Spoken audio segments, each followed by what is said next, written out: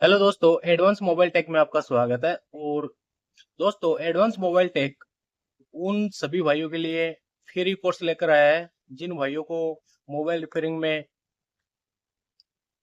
या जो भाई मोबाइल रिपेयरिंग का काम करते हैं लेकिन नॉलेज नहीं है, बिना नॉलेज के साथ में काम कर रहे हैं। तो उन भाइयों के लिए, उन सभी दुकानदारों के लिए advance mobile tech free mobile repairing course लेकर आया है, जिसमें दोस्तों आपको विद थ्योरी के साथ में आपको और साथ में प्रैक्टिकल करके दिखाया जाएगा कि कैसे आप बेस्ट रिपेयरिंग सीख सकते हैं। किसी भी काम का मास्टर बनने के लिए उस काम को दोस्त उस नॉलेज आपको होना जरूरी होता है। तो इसलिए इससे जो पहले वाला जो पार्ट है, उस पार्ट में हमने एटम के बारे में बताया। अब आगे बात करते हैं। तो दोस्तों, एटम का जो स्ट्रक्चर होता है उसको देखते हैं। तो परमाणु की संरचना को समझने के लिए दोस्तों जे जे थॉम्स ने परमाणु मोबाइल दिया, जिसे प्लम पुडिंग मॉडल या थॉमस मॉडल या फिर थॉमसन का तरबूज मॉडल नाम दिया गया दोस्तों। इसमें उन्होंने बताया कि परमाणु तरबूज के समान गोल होता है। अब हम एटम की बात कर रहे हैं दोस्तों, क्योंकि एटम ही ऐसा है जिससे जिसने मतलब कि इलेक्ट्रॉनिक्स डिवाइस हो गई या फिर इलेक्ट्रॉनिक्स जो भी हमारी चीजें है, जैसे कूलर हो गया, फ्रिज हो गया, जो भी हमारी चीजें है, टीवी हो गया, एलईडी हो गया, कुछ भी है, जो भी एक रिमोट बनता है, उसमें भी दोस्तों एटम का बहुत योगदान है। तो एटम के बारे में जानना हमें बहुत जरूरी है, क्योंकि एडवांस मोबाइल टेक का मानना है कि स्टेप बाय स्टेप जीरो से एडवांस बेसिक नॉलेज से स्टार्ट करता है एडवांस मोबाइल टेक, और स्टेप बाय स्टेप आपको एडवांस लेवल की ओर लेकर जाता है। तो सर जे जे थॉमस ने यह बताया कि जो परमाणु का जो आकार होता है वो तरबूज के समान गोलाकार होता है। तो उसमें उन्होंने बताया कि जैसे कि ये जो तरबूज का जो अंदर का जो लाल हिस्सा होता है, ये उन्होंने बताया कि ये जो लाल हिस्सा होता है ये होता है धनावेशित होता है। और ये जो इसके जो तरबूज के जो बीज होते हैं काले कलर के, उन्होंने ये बताया कि ये जो बीज है ये इलेक्ट्रॉन इलेक्ट्रॉन के समान होते हैं दोस्तों। तो जिसमें तरबूज के दाने इलेक्ट्रॉन के समान तथा तरबूज का लाल भाग धन आवेशित होता है। मतलब कि जो तरबूज के अंदर का जो लाल हिस्सा होता है जिसको हम खाते हैं दोस्तों, उन्होंने ये बताया, उन्होंने उसके समान उनकी तुलना की है कि एटम होता है, जो परमाणु होता है, उसका जो स्ट्रक्चर होता है वो तरबूज के समान होता है।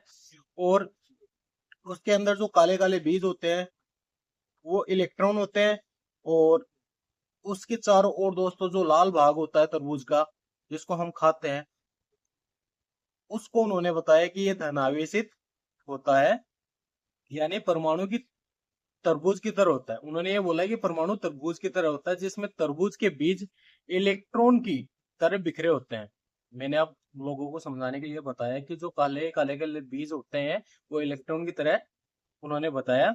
और तरबूज का जो लाल भाग होता है वो प्रोटॉन, मतलब कि प्रोटॉन, उन्होंने ये बोला कि धनावेशित होता है, यानी कि जो लाल भाग होता है वो तो हो गया प्रोटॉन हो गया। ये मान लीजिए दोस्तों, ये तरबूज अपना, तो ये जो इसका लाल हिस्सा होता है जिसको हम खाते हैं, मैं फील कर देता हूँ थोड़ा सा एक बार आपको समझाने के लिए दोस्तों। और इसके अंदर जो काले काले बीज होते हैं दोस्तों,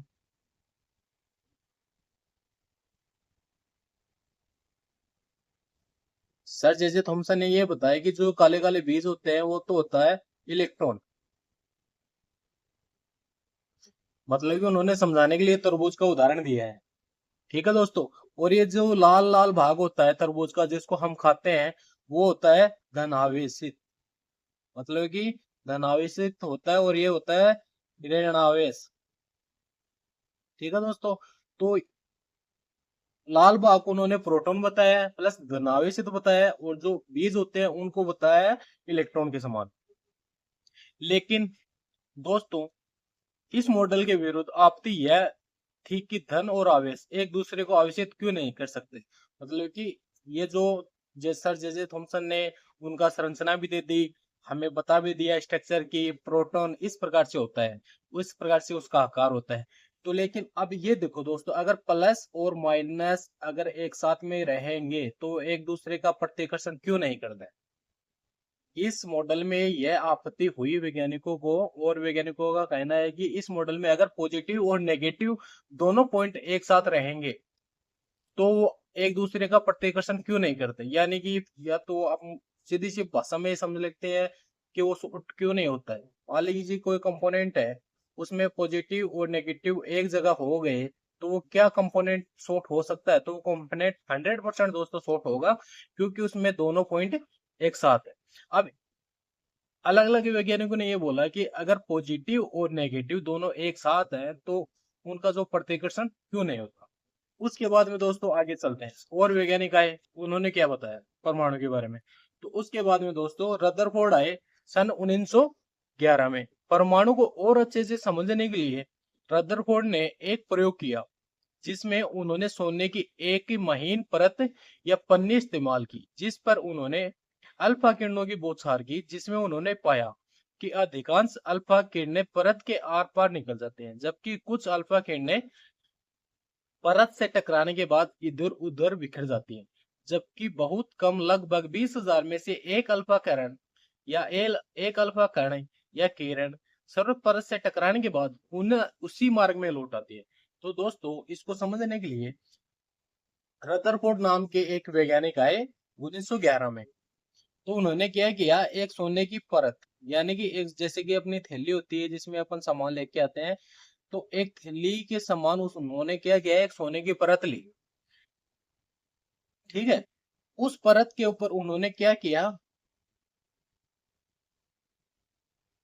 अल्फा किरणें, अल्फा किरणों की उन्होंने क्या किया, उस परत पर बौछार की।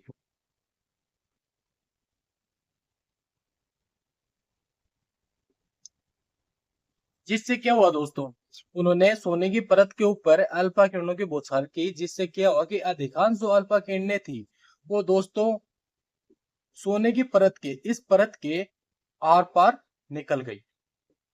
और अधिकांश किरणें क्या हुई दोस्तों कि इस सोने की परत से टकरा करके वापस इधर उधर बिखर गई। और एक दो किरणें दोस्तों, एक दो किरणें यानी कि 20,000 20-25,000 किरणों में से कोई एक किरण, एक या दो किरण सोने की परत से टकरा करके पुनः पुनः दोस्तों पुनः इसी भाग में,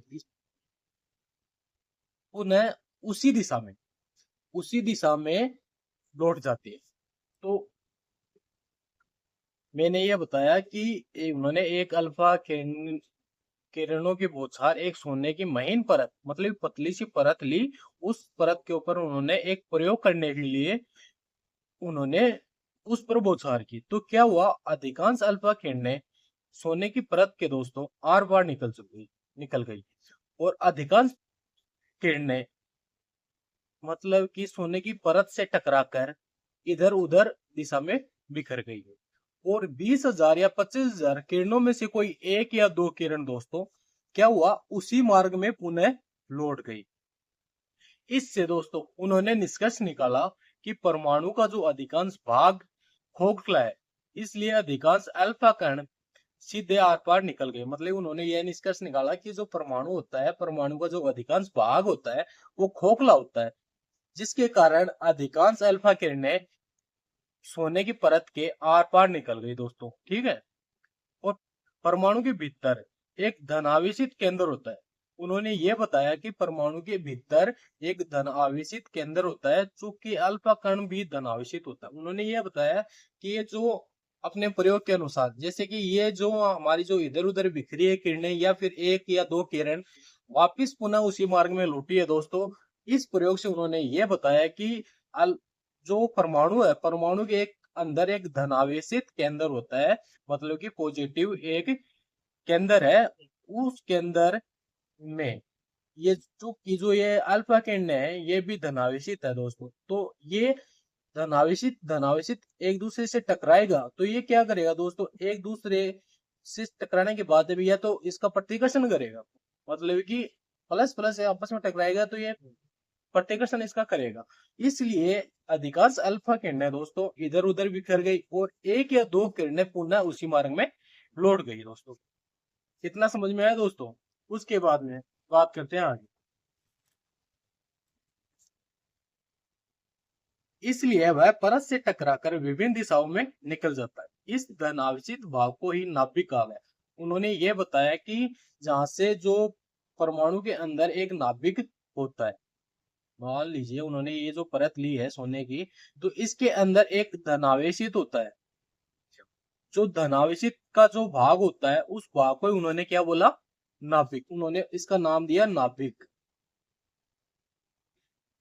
इस प्रकार उन्होंने अपने प्रयोगों से यह बताया कि परमाणु के भीतर एक नाभिक होता है और नाभिक में धन आवेशित होता है और इलेक्ट्रॉन उसके चारों ओर चक्कर लगाते रहते हैं। मतलब कि परमाणु, उन्होंने ये सिद्ध किया कि परमाणु के अंदर एक धन आवेशित होता है और उसके चारों ओर, दोस्तों उसके चारों ओर जो ये जो इलेक्ट्रॉन होते हैं, जिस प्रकार सर जे जे थॉम्सन ने बताया था तरबूज के समान जो काले काले बीज होते हैं, ये इलेक्ट्रॉन्स क्या करते हैं दोस्तों, इसके चारों ओर चक्कर लगाते हैं। तो आपके लिए नॉलेजफुल वीडियो प्रोवाइड कराता रहेगा। और कृपया अगर वीडियो हमारा पसंद आए तो प्लीज लाइक सब्सक्राइब जरूर कीजिएगा। इसके बाद में इसका जो आगे का जो वीडियो आएगा वो आएगा दोस्तों कल।